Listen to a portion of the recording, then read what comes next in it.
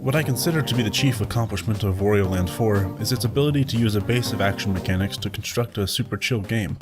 When viewed in a reductionist way, all you're really doing in the game is hitting shit really hard with your body weight via a huge cache of weird abilities. But when seen in context, it all congeals into a wholly relaxing experience. The game is very focused on its specific goals of acquiring treasure to then try and keep said treasure, even to the point where the only real consequence for failure is losing the treasure you've collected in a given level, or simply having to enter the boss door again. This results in failure holding some weight, but you really just lose time and recent progress, which is made largely bearable due to each level being so dependent on your personal knowledge of its mechanics and layout that you're able to progress through it much faster on repeat runs. And to be more specific, your level-to-level goal normally consists of two things: acquiring as much money as possible and finding all of the treasure. These goals overlap a bit as chunks of money hide in treasure chests, but the only explicitly required task is hoarding all of the treasure as it's directly tied to overall progression. Money remains relevant if you want it to be though, as it allows you to make boss fights much faster and easier, feeding into the ultimate goal of acquiring boss treasure more easily, while simultaneously rewarding you for exploring the odd corners of a given level to track down gems and the like. Concerning the enjoyment of simply exploring in this game, it's important to note that each level has entirely unique art, music, and mechanics. Every level is essentially its own self-contained world, with rules that apply only while it remains your current path of choice.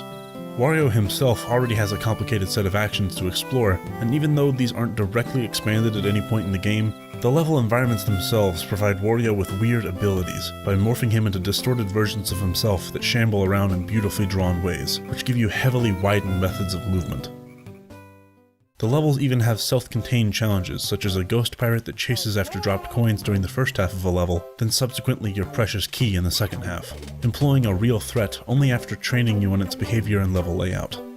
The important thing to note about the widely varied mechanics you'll encounter is that you're afforded a healthy 8 hits before dying, and as much time as necessary to get comfortable with their weird particulars. All the while accompanied by music which perfectly balances between tone-setting background noise and head-bobby tunes, which can effortlessly shift between the two roles within your mind as needed. All of these things come together to create unique and weird-as-hell worlds within each level that you're pushed to explore and tinker with, taking your time as each bizarre and charming feature reveals itself to you at a lackadaisical pace, allowing you to not worry about fucking up so much, and just appreciate the coolness of it all. There's even a collectible CD in each level, which adds to a prominently featured sound room filled with nothing but meditative ambient tracks that you can go chill out in whenever the mood strikes you.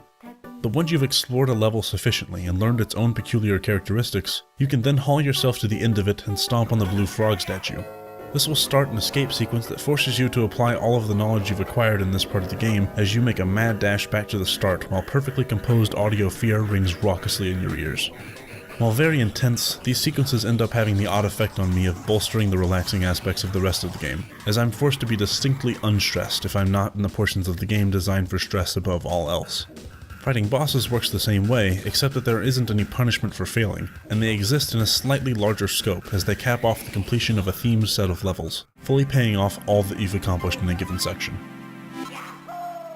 The whole game is specifically designed to keep you interested and relaxed in a variety of weird worlds, even though every section of the game ends with a short skill challenge of heightened intensity. This works because Wario Land 4 doesn't overly punish you for failure, it just keeps the game from being completely consequence-free, so you can actually appreciate your success and enjoy the absurdity of the ride.